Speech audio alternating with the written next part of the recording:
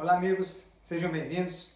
O tema de hoje é tecnologia a serviço da segurança pública, avanços e riscos. Decidi tratar desse tema com vocês porque é um tema importante.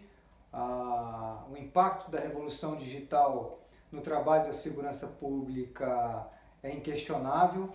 Talvez esse assunto não seja muito discutido na imprensa brasileira, mas ela é discutida na imprensa internacional. Recentemente, alguns estudos foram publicados na revista The Economist, mas também na Europa, em função de uma nova legislação da União Europeia que trata da proteção de dados pessoais relacionados à rede mundial de computadores. Então, é um assunto que é atualidade no mundo e também na comunidade acadêmica e na comunidade de profissionais de segurança pública, e achei importante então tratarmos do assunto. Num primeiro momento é importante determinar um corte temporal, que significa dizer a partir de que momento as coisas realmente mudaram e caminharam para o contexto que nós temos hoje para analisar. Esse corte temporal é feito com o surgimento, a criação da internet e de todas as tecnologias que utilizam então a rede mundial de computadores seja para a transmissão de dados, armazenamento e etc. Então a criação da internet, vocês sabem, revolucionou a forma como a gente se relaciona em sociedade, e isso tem um impacto nas atividades de segurança pública, principalmente no equilíbrio entre o poder de investigação dos órgãos de segurança pública e respeito às liberdades e garantias individuais e respeito à vida privada dos cidadãos e usuários dessas tecnologias. Então, aliado a essa revolução digital, temos como também um ponto de inflexão os atentados terroristas, começando pelo atentado terrorista de 11 de setembro nos Estados Unidos. Tudo isso causou uma reação dos estados que deu mais poderes aos órgãos de segurança na busca da prevenção de atos terroristas. E esse é o segundo ponto importante do texto, que é a reação dos países, como a correlação entre revolução digital e atentados terroristas impactaram no trabalho da polícia e na vida das pessoas. Então, uma primeira reação, os estados disseram: é preciso dar mais poder às agências de segurança para que atentados terroristas sejam prevenidos, e aí essas agências passaram a utilizar essas novas tecnologias para realmente ir buscar informações que antes eram protegidas por lei e que respeitavam então o direito e a privacidade das pessoas. Nos momentos após os atentados, primeiro nos Estados Unidos, mas mais recentemente na Europa, os estados autorizaram, os congressos, os parlamentos autorizaram os órgãos de segurança a ter acesso a esses dados, em detrimento da proteção e do respeito aos direitos fundamentais e à vida privada. Esse primeiro momento perde força, e aí nós temos um segundo momento que vem com o caso Wikileaks e o vazamento de informações de que o Estado americano estaria utilizando essas tecnologias para bisbilhotar a vida das pessoas, mas também de outros estados, principalmente de outros chefes de Estado. Aconteceu com o Brasil, a presidente Dilma Rousseff foi interceptada pelas agências de inteligência americanas, não só a nossa presidente, mas a chanceler alemã aussi, Angela Merkel, também foi interceptada por esses órgãos de inteligência norte-americanos, e aí começa a se perceber a fragilidade desse contexto, desse aumento de poder das agências de segurança na busca da prevenção dos terrorismos e no uso, vamos dizer assim, deturpado desses poderes com outros objetivos que não a repressão de atentados terroristas. Então, temos hoje um segundo momento de mais calma, de mais reflexão. O Patriotic Act, que foi a lei que permitia a essas agências norte-americanas, não foi renovado, né? Hoje é uma legislação que volta a proteger gradualmente a vida privada e as liberdades e garantias individuais dos cidadãos nos Estados Unidos. Na Europa ainda se vive esse primeiro momento de reação, porque os atentados terroristas na França aconteceram principalmente a partir de 2012, mais fortemente a partir de 2014, com os atentados ao jornal Charlie Hebdo. Então, na França ainda se vive essa primeira reação, apesar de que recentemente o governo francês não renovou o estado de urgência, que dava amplos poderes aos órgãos de segurança na busca da prevenção de ataques terroristas. Então, esse ponto da reação dos estados é importante dividir entre um primeiro momento de grande liberdade para as polícias e um segundo momento de reflexão.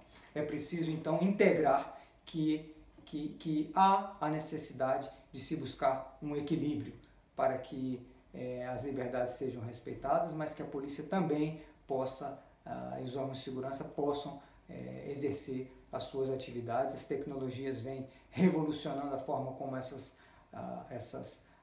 forças de segurança trabalham, e aí, aliado a esse risco de fragilidade dos direitos fundamentais, temos o impacto que essas tecnologias causam na forma como esses órgãos trabalham. Então, a gente pode registrar como impacto uma nova forma de trabalho dos órgãos de segurança. Hoje, a gente percebe que a polícia se organiza de forma diferente, os investimentos são sobretudo em tecnologia, não há necessidade de ter tantos policiais, hoje em dia há necessidade de ter mais tecnologia e uma capacidade de interpretação desses dados que hoje estão disponíveis na rede mundial de computadores, e é por aí que as polícias vão se organizando e vão planejando as suas ações. Um terceiro ponto importante para que essa discussão se torne um pouco mais concreta e saia um pouco da discussão filosófica e abstrata, eu resolvi apresentar para vocês quais são as tecnologias que estão impactando mais fortemente o trabalho da polícia e a vida das pessoas. Eu cito principalmente o uso das câmeras de vídeo nas grandes cidades. Hoje temos câmeras em todas as esquinas das grandes cidades, principalmente dos países desenvolvidos, que têm mais recurso para arcar com a instalação dessa nova tecnologia.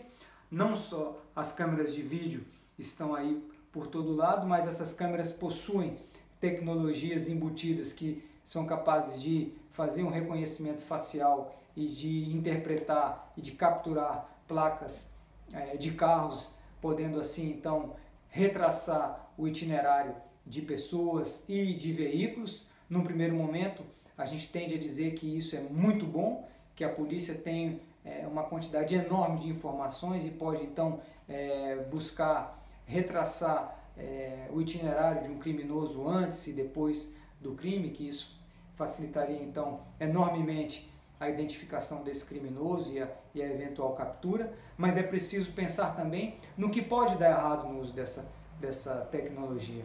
E em alguns estados, principalmente onde se instauraram regimes autoritários, temos então o uso dessas ferramentas para perseguir opositores e rivais políticos, como acontece em países autoritários, principalmente no caso da China, Rússia, onde essa tecnologia é utilizada para perseguir oponentes. Então, a gente precisa sempre, e isso é a tônica do texto dessa semana, que é o equilíbrio entre o respeito aos direitos fundamentais e o uso de novas tecnologias e o uso dessa revolução digital em prol das forças de segurança. Temos também várias outras tecnologias que eu posso citar e que eu cito no texto, eu descrevo o impacto dessas tecnologias, por exemplo, o desenvolvimento da criptografia, né? A criptografia revolucionou hoje em dia a forma como a gente se comunica e protege esses dados, né? Muito se discute hoje a questão do WhatsApp e do Telegram, que impede a polícia de acessar mensagens trocadas. Então hoje esses aplicativos são utilizados por criminosos para trocar informações de forma protegida. A polícia tem dificuldade de ter acesso a essas informações. Vocês se lembram que recentemente no Brasil a justiça suspendeu o uso do WhatsApp por um dia, mas a única reação que aconteceu em função desse bloqueio foi que milhares de usuários do WhatsApp migraram para o Telegram, que é também um aplicativo de origem, se eu não me engano, russa, e não mudou nada. Hoje existe uma série de tecnologias disponíveis que fazem a mesma coisa e a justiça tem dificuldade de obrigar essas empresas a respeitar determinadas ordens judiciais e a colaborar com a justiça. Existe aí o argumento das empresas que produzem equipamentos que oferecem essa segurança, e é esse o produto vendido por essas empresas, e elas alegam não poder comprometer a segurança e a confiança que os usuários têm nesses aplicativos para poder ajudar a polícia. E nesse ponto, então, as polícias vão trabalhando, buscando encontrar soluções. Nos Estados Unidos aconteceu a mesma coisa, uma briga entre o FBI e a Apple, que o FBI pediu à Apple a quebra da criptografia de um telefone utilizado por um terrorista num atentado em 2015. A Apple se recusou, dizendo que não poderia atentar contra a confiança dos seus usuários. Finalmente o FBI conseguiu acessar, quebrar a criptografia desse telefone. O processo foi arquivado sem a decisão da justiça. Mas são questões ligadas à vida, são questões de sociedade importantes que precisam ser discutidas, regulamentadas, mas que o avanço da tecnologia de forma extremamente acelerada não deixa tempo para que uma reflexão mais aprofundada se produza. Então, temos, para fechar, o uso de algoritmos. Achei muito interessante o uso da polícia preditiva, né? São softwares que utilizam algoritmos que tentam prever quais são as regiões onde o crime tende a ocorrer de forma mais frequente, mas ao mesmo tempo também tenta prever quais são as pessoas que têm maior potencial de se tornar criminosos ou vítimas, né? Parece coisa de filme, mas isso existe. Hoje nos Estados Unidos as polícias têm listas de cidadãos que são potenciais delinquentes, e listas de pessoas que são possíveis vítimas. Cada vez que uma nova pessoa surge nessa lista, a polícia local vai na casa dessa pessoa e diz: em função de tais e tais e tais critérios, você apareceu na lista e você é um potencial criminoso. Então, estamos atentos. Você também precisa ficar atento, porque você pode se tornar um criminoso. Você tem todos os elementos para isso. O problema é que esse algoritmo ele é construído de forma pouco transparente, e as pessoas não sabem como as polícias produzem essas listas, como que essas listas são confeccionadas. Há pouca transparência sobre isso, e é aí que críticos reforçam a crítica contra o uso por todas as polícias dessas novas tecnologias. E aí vem um segundo risco. O primeiro risco é o risco do não respeito à vida privada das pessoas, os direitos fundamentais. E um segundo risco, principalmente no caso da polícia preditiva, é o uso discriminatório de determinadas informações que acabam impactando de forma negativa minorias sociais e étnicas, principalmente, né, pobres e afrodescendentes nos Estados Unidos, uma vez que os critérios estabelecidos para a confecção desses algoritmos, dessas ferramentas, são critérios já tendenciosos e que vão produzir resultados também tendenciosos e discriminatórios. A mesma coisa acontece com a justiça preditiva, são softwares que ajudam os juízes hoje a decidir sobre benefícios como a fiança e a liberdade provisória. Esses softwares calculam a probabilidade que alguns réus têm de reincidir e, de acordo com esse nível de probabilidade, o juiz concede ou não fiança e liberdade provisória. Da mesma forma, críticos alegam que dados tendenciosos que alimentam esses algoritmos tendem a produzir resultados tendenciosos que influenciam juízes a manter na prisão, principalmente pessoas de determinadas áreas de algumas cidades ou de algumas minorias sociais e étnicas. Tudo isso é detalhado no texto e a questão então se coloca o que fazer afinal? Não usar essas tecnologias, utilizá-las porque elas trazem mais benefícios do que malefícios?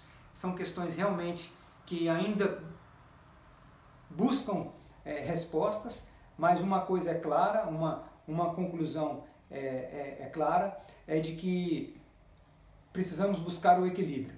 Em algumas cidades dos Estados Unidos e da Europa, alguns comitês foram criados com a participação de pessoas ligadas à segurança pública, parlamentares, pessoas da sociedade civil, acadêmicos, que analisam o uso dessas tecnologias, o impacto dessas tecnologias na vida das pessoas e finalmente decidem se determinada tecnologia pode ser ou não utilizada pelas polícias. Na França existe uma comissão nacional que fiscaliza tudo isso e permite ou não o uso dessas tecnologias. É fundamental que haja uma vigilância dos órgãos de segurança, mas também é fundamental que essas informações produzidas por esses softwares possam ajudar as polícias, mas não somente as polícias, como ocorre hoje em dia.